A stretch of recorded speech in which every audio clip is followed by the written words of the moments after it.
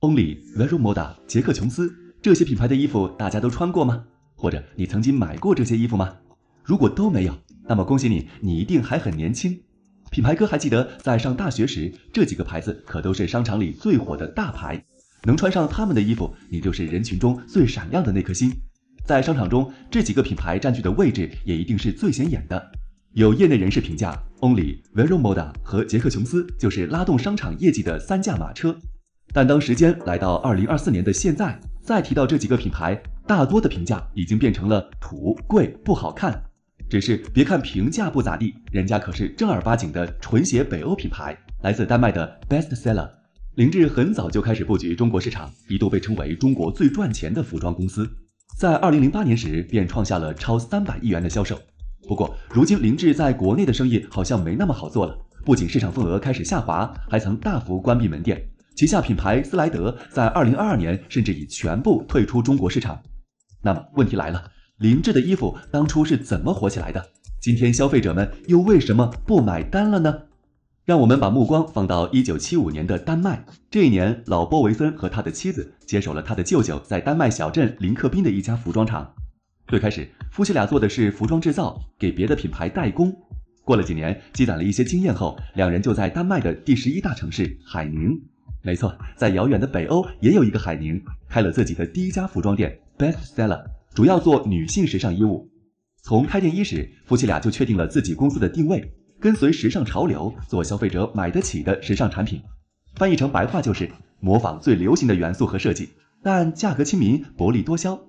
听起来是不是很熟悉？没错，这就是所谓的快时尚，欧洲称之为 fast fashion。我们熟悉的 Zara、优衣库都是这样的定位。不过此时，远在千里之外的西班牙 ，Zara 的第一家门店才刚刚落成，优衣库则要到9年后才从日本起航。Bestseller 领先一步，开启了属于自己的服装帝国生意。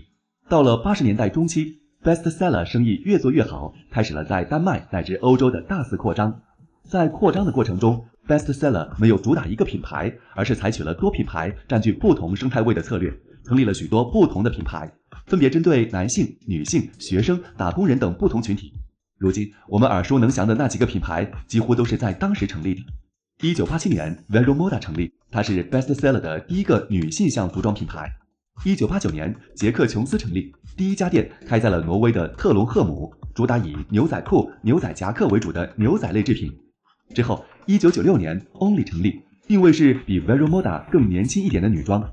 然后在隔年的1997年，斯莱德也成立了，主打比杰克琼斯更成熟一些的男装。在逛商场时，我们也会发现这几个牌子通常都会开在相距不远的地方，比如 Only 的隔壁通常都是 Vero Moda。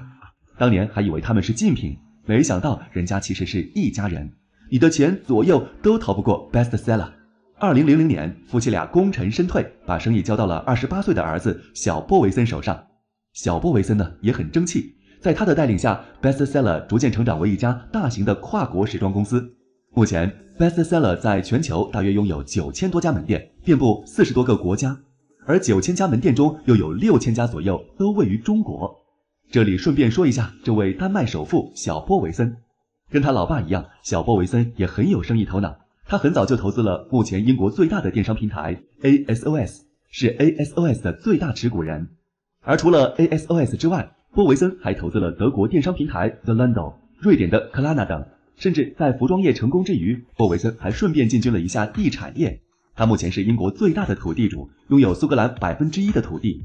不过，相比于巨额的惊人财富，波维森的家庭就显得不那么圆满了。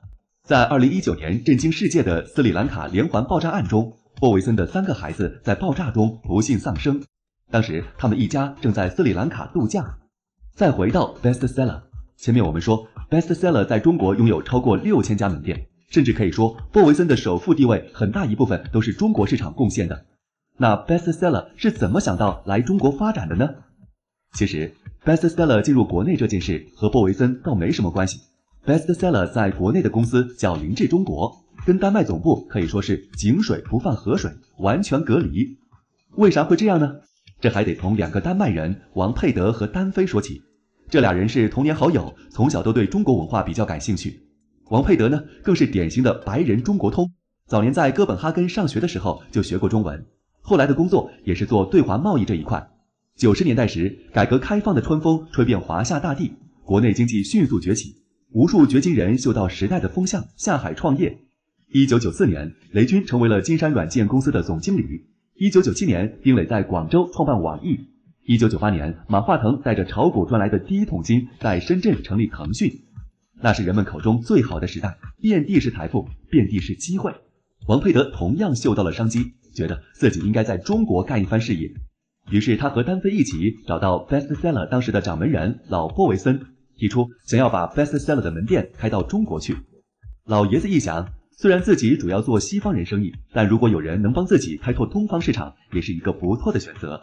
所以老波维森同意了王佩德和丹飞在中国开设 Bestseller 旗下各种品牌的门店。俩人很快在国内成立了新公司 Bestseller 中国，取了一个中文名凌志。丹麦 Bestseller 公司出资50%，王佩德和丹飞筹集剩下的50%，并且前往中国负责公司的所有运营。1996年，凌志在北京西单赛特商场开设了第一家 Only 专卖店，并在1年内在包括北京、上海在内的9个大城市一口气开设了24家 Only 专卖店。到了2000和2001年，Bestseller 的另外2个牌子杰克琼斯和 Vero Moda 也被王佩德引进中国。当时的国内服装市场，除了森马、美邦之类的韩式休闲服，就是运动服饰，几乎没有什么年轻的国外品牌。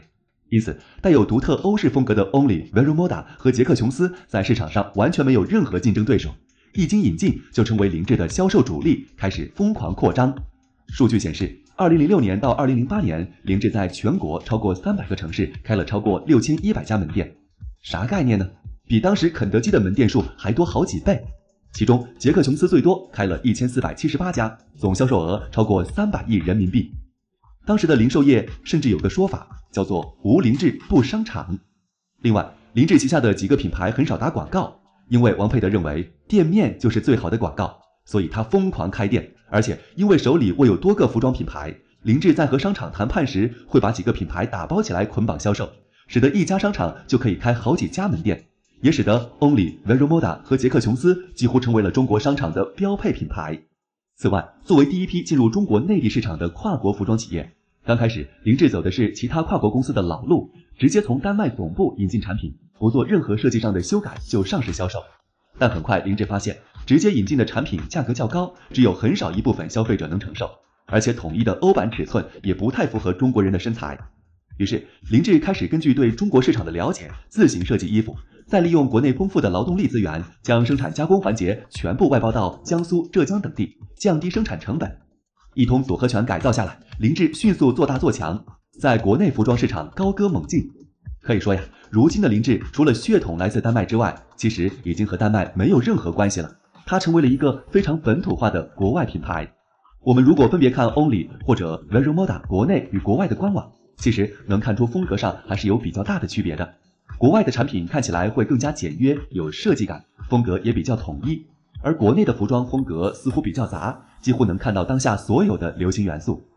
凌志进入中国市场非常早，以至于王佩德都承认自己早来了5-6年，但也是这种先发优势让他们能率先积累经验，占领市场，几乎统治了2000年后中国10几年的服装审美。前面我们提过，小波维森很有商业头脑，很早就入股 ASOS， 布局欧洲电商业务，因此在中国电商这一块，凌志也早早的就拿捏住了。2009年，杰克琼斯在淘宝开设官方旗舰店，并颇为高瞻远瞩地参加了天猫举办的第1届双11购物狂欢节，拿了男装销量第1。之后的几年，杰克琼斯一直包揽双11男装销量前3的位置，并多次夺得第1。而他的姐妹品牌 Only、Vero Moda 也常年盘踞天猫女装销售前5的位置。不过，进入2010年以后，随着 Zara、优衣库等全球各路快时尚品牌纷纷进入中国战场厮杀，凌志开始显得有些力不从心了。网络上对这几个品牌的评价也一落千丈，性价比低，设计土，实体店原价买完，转眼就看到网上在打折。而且因为过于本土化，凌志这些牌子早已失去了那些外国品牌因为距离感而自带的异域风情。这几个品牌大家实在是太熟悉了，以至于没人会拿他们当北欧品牌，而凌志似乎还在致力于深挖中国最下沉的市场。其实也不只是凌志，快时尚品牌们这2年在国内市场的日子都不太好过。2018年，英国高阶品牌 Topshop 宣告退出中国业务。2019年，美国快时尚品牌 Forever 21第2次从中国市场撤出。而就在品牌哥写这篇文章的时候，还在网上看到 Zara 旗下的另外一个品牌 Osho 将于11月17日关闭天猫旗舰店。